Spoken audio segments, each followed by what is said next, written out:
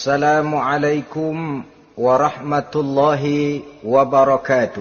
Waalaikumsalam warahmatullahi wabarakatuh. Alhamdulillahil jabbaril qahhar, al-azizil ghaffar, khaliqil jannati wan nar. Wassalatu wassalamu ala sayyidina wa maulana Muhammadinil mukhtar wa ala alihi wa ashabihil adhar. Amma ba'du. Saudara-saudara kaum muslimin rahimakumullah. Pada pertemuan kali ini kita akan membicarakan tentang neraka dan calon-calon penghuninya. Sesungguhnya kalau kita bicara tentang neraka, artinya kita bicara tentang akhirat. Dan kalau kita bicara tentang akhirat, kita bicara tentang alam gaib yang merupakan salah satu dari rukun iman yang 6, percaya kepada alam gaib. Kalau sudah bicara alam gaib, maka ini di luar batas kemampuan nilai-nilai ilmiah dan di luar batas kemampuan renungan filsafat. Ilmu pengetahuan akan buntu kalau sudah membicarakan alam gaib. Artinya, kehidupan di akhirat itu tidak bisa diteliti secara ilmiah. Filsafat pun akan ngambang kalau sudah membicarakan kehidupan di alam gaib. Karena itu kalau kita kembali kepada logika, jika kita ingin mengerti tentang caranya membuat bangku, kita pergi ke tukang bangku dan bertanya kepadanya. Kita ingin mengerti cara membuat mobil, kita pergi ke tukang mobil, ke bengkel mobil dan bertanya kepada ahlinya. Pun dalam urusan alam gaib, sudah sewajarnya kita kembali kepada penjelasan dari sang pencipta alam gaib, yakni Allah subhanahu wa ta'ala. Dan melalui kitabullah Al-Quranul Karim, Allah telah menjelaskan masalah-masalah gaib berupa kehidupan di sorga dan neraka itu secara jelas dan pasti. Dengan kata lain, di dalam membicarakan tentang neraka ini, yang menjadi dasar daripada pemikiran kita adalah rasa iman kepada Allah subhanahu wa ta'ala. Karena soal neraka tidak pernah bisa dibuktikan dengan ilmu pengetahuan. Tidak bisa diselidiki sebab orang yang sudah pulang ke sana pun tidak pernah kembali lagi kemari untuk kita tanya bagaimana hal ihwal keadaan di sana. Saudara-saudara kaum muslimin rahimakumullah. Neraka dalam istilah Quran selalu disebut dengan narun, yaitu suatu tempat di akhirat nanti yang wujudnya berupa api yang bergejolak, bernyala dengan teramat dahsyatnya, sehingga dapat mengelupaskan kepala setiap orang dan menjulang ke hati. Diriwayatkan oleh Imam Bukhari dan Muslim bahwa Rasulullah sallallahu alaihi wasallam pernah bersabda, Narukum hazihi allati tuqiduna juz'un min sab'ina jazaan min harri jahannam. Qalu wallahi in kanat lakafiyatun ya Rasulullah. Qala fa innaha fadlat bi 69 jazaa. Apimu yang kamu pakai di dunia ini, kata Nabi, untuk memasak, untuk menyalakan lampu, api yang kau pakai di dunia ini cuma satu bagian kecil dari 70 kali bagian panasnya neraka jahanam. Sahabat waktu itu terperanjat lalu berkata, Wallah, in kanat lakafiyatun ya Rasulullah. Ya Rasul, api di dunia ini saja sudah cukup untuk menghanguskan kami, untuk menghanguskan apa yang ada. Bersabda Rasulullah sallallahu alaihi wasallam, maka sesungguhnya api neraka itu dilebihkan panasnya dengan 69 kali daripada panasnya api di dunia ini. Jadi sepanas-panasnya api yang pernah kita rasakan di dunia ini, maka api di neraka nanti 69 kali lebih panas dari api yang kita rasakan paling panas di dunia. Hadis yang senada dengan penjelasan ini di samping Jawahirul Bukhari, kita bisa menemukannya dalam Mukhtasar Tazkiratul Qurtubi dan Mukhtasar Ibnu Abi Jamrah misalnya. Saudara-saudara kaum muslimin rahimakumullah. Sehingga boleh jadi seringan-ringan azab penduduk neraka di akhirat nanti, kata Nabi, seorang yang di telapak kakinya diletakkan kerikil neraka yang sangat kecil, lalu mendidih otaknya. Itu seringan-ringannya.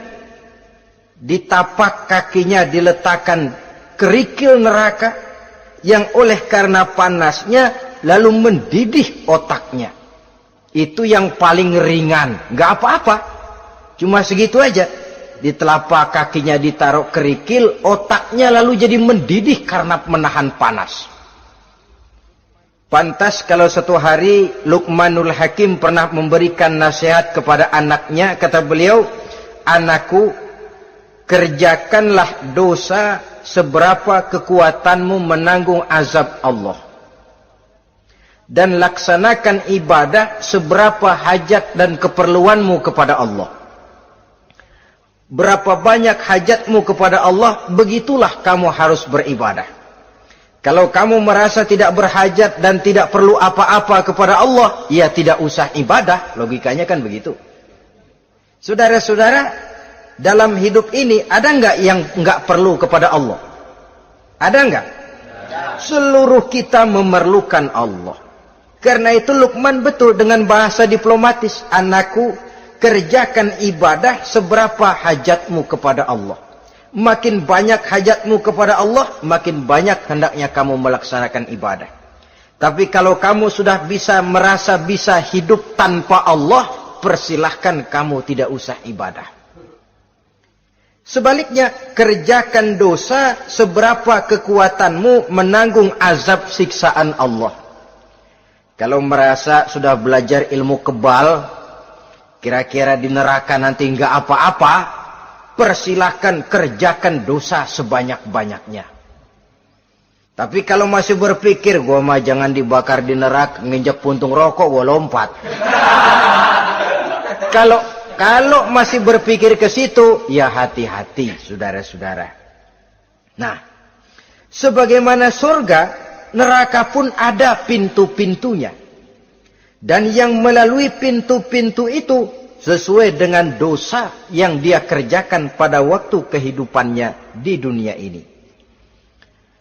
Jadi setelah manusia diadili, mereka kumpul di padang mahsyar beramai-ramai. Yang mendapat kitab di tangan kanan, yang selamat dari proses pengadilan, yang sudah nyata lebih banyak kebaikannya daripada kesalahannya, wajah mereka berseri-seri. Tapi yang rapotnya merah, yang timbangannya lebih banyak kejahatannya, mereka mukanya udah pada gulem. Di tengah itulah kedengaran pernyataan dari Allah Subhanahu wa taala, "Salamun qaulan min Rabbir Rahim." Ada ucapan selamat dari Allah, Tuhan yang Maha Pengasih dan Maha Penyayang. "Salamun alaikum." Selamatlah kamu, wahai orang-orang yang kelak akan sampai ke surga. Yang lulus di pengadilan dapat ucapan selamat dari Allah. Tapi pada saat itu juga Allah mengatakan, "Wamtazul yawma ayyuhal mujrimun." Pada hari ini, semua orang-orang yang kurang ajar, supaya minggir. Wamtazul yawma ayyuhal mujrimun. Orang-orang yang durjana, kelompok durhaka, para pembuat dosa, misah hari ini, minggir semuanya.